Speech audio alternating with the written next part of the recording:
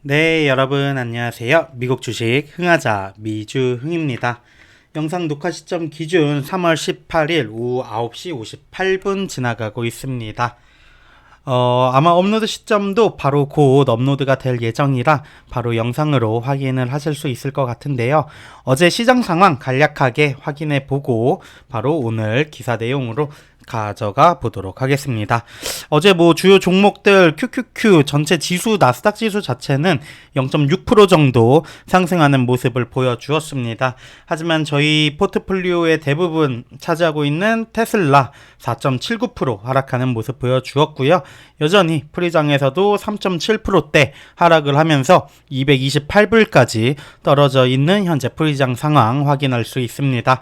220불 그리고 200불 언더부터 2차 물타기 매수를 진행을 할 거라고 공유를 드렸었는데 오늘 장에서 또 한번 지켜봐야 할 포인트일 것 같습니다. 엔비디아 같은 경우에는 1.7%대 하락하면서 119불 53센트로 마감을 했고요. 현재 프리장에서도 소폭 하락하는 모습 보여주고 있습니다. 팔란티어 같은 경우에는 1.29% 상승 마감했는데 현재 프리장에서 2%대 하락하는 모습 보여주면서 85불대에서 거래가 되고 있는 상황입니다. 개인적으로 저의 평단가는 80불대라고 이전 영상에서 공유를 드렸죠. GDXU 금강 3배주 좋은 움직임 보여주고 있습니다. 어제도 6.9% 상승하면서 55.9불로 마감을 했는데 현재 프리장에서 무려 5.67% 또 한 번 상승하는 모습 보여주면서 현재 59불대에 위치해 있는 상황입니다. 최소 이전 고점이었던 63불까지는 갈 수 있지 않을까, 이 정도 상승 여력은 충분히 있을 거라고 지켜보고 있고요. 일부 물량을 매도를 한 후에 테슬라라던가 엔비디아 새로운 물량으로 한번 돌리는 것도 생각해 볼 만한 포인트일 것 같습니다. 네, 그러면 오늘 본격적인 기사 내용 살펴보도록 하겠습니다.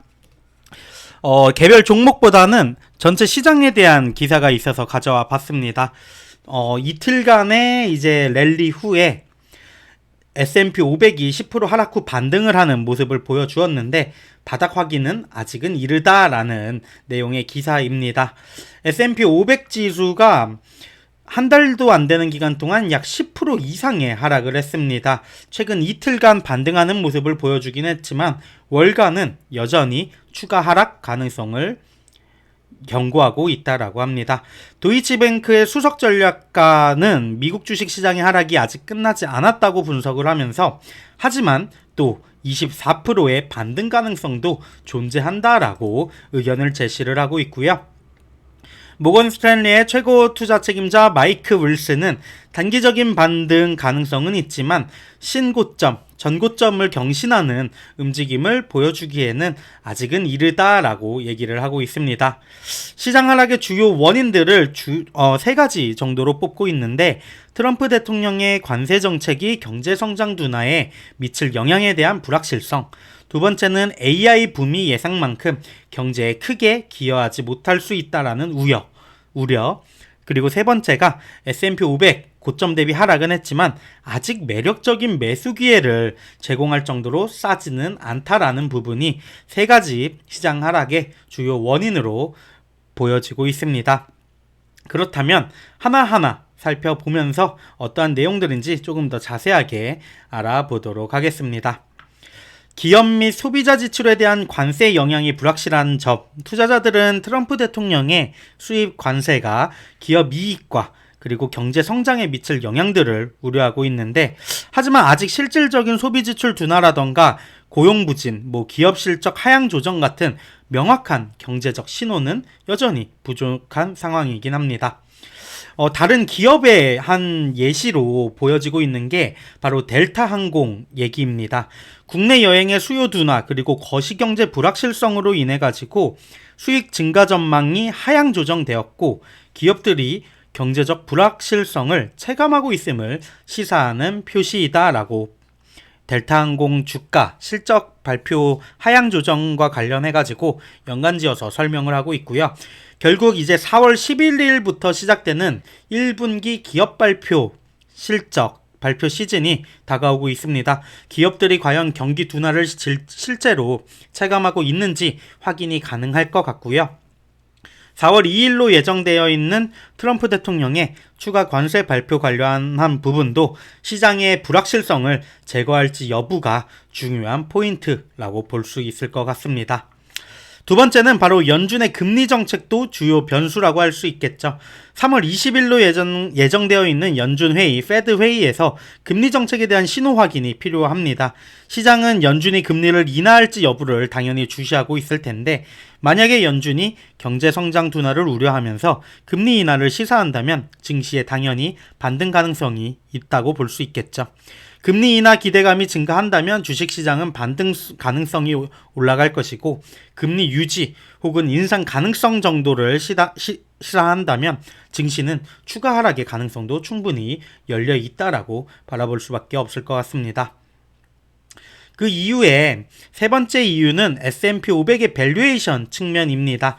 아직 싸지 않다라는 부분인데, 현재 S&P 500의 12개월 선행 주가 수익 비율, 포워드 PE 비율은 19.9배라고 합니다. 최근 하락으로 인해 가지고 5년 평균인 19.8배와 비슷한 수준인데, 하지만 10년 평균이었던 18.3배보다는 여전히 높은 수준에서 거래가 되고 있다라고 볼 수 있고요.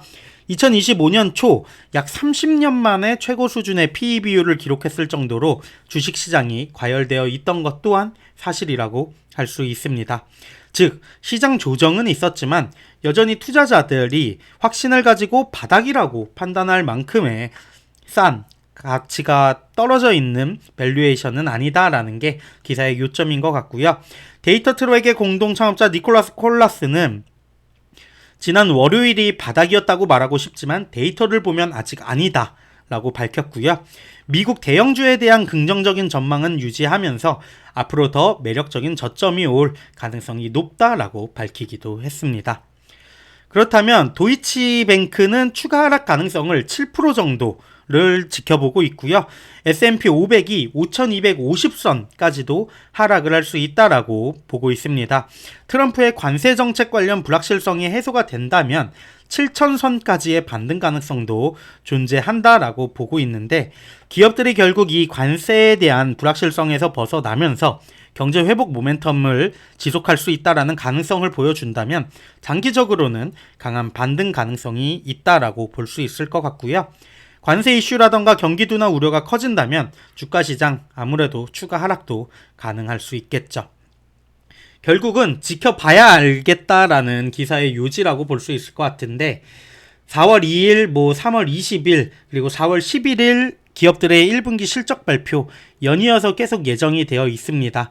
주가의 변동폭도 당연히 그 이벤트에 맞춰서 클 수밖에 없는 상황이기 때문에 분할 매수적인 접근 꼭 필요할 거라고 생각이 들고요. 마지막 부분에서 말씀드렸던 것처럼 S&P 500의 이 PE, 밸류에이션 부분은 여전히 5년 평균 수준으로 아직은 완전한 저평가 구간은 아니라는 부분 꼭 염두에 두시고 투자에 활용하시면 좋을 것 같습니다. 단기적인 반등은 있을 수 있지만 신중한 접근이 필요하다는 점도 꼭 기억을 해주셔야 될 것 같고요. 추가적인 하락을 했을 때 저점에서 분할 매수로 접근하는 방식이 이러한 시장에서는 당연한 답이 아닐까라고 생각이 듭니다. 현재 프리장 상황을 보더라도 쉽지 않습니다. 테슬라 엿도 4% 정도 하락하는 모습을 보여주고 있는데 악재 같은 뉴스만 계속해서 터져 나오고 있습니다. 중국에서의 FSD를 무료로 오픈했다라는 부분, 미주에서는 목표 주가를 하향하는 부분 등이 나오면서 지금 주가 하락하는 하방 압력으로 작용을 하고 있는데, 과연 본장에서는 어떠한 움직임을 보여줄지, 또 추가적으로 물타기 혹은 물량을 늘리는 구간은 언제 진입을 해야 될지 고민이 많아지는 시점인 것 같습니다. 그나마 금이 좀 올라줘서 저 개인적으로는 다행이라고 생각을 하는데, 일단 시장 지켜보면서 또 오늘 하루도 마음 졸이며 장 지켜보도록 하겠습니다. 지금까지 미국 주식 흥하자 미주흥이었습니다. 감사합니다.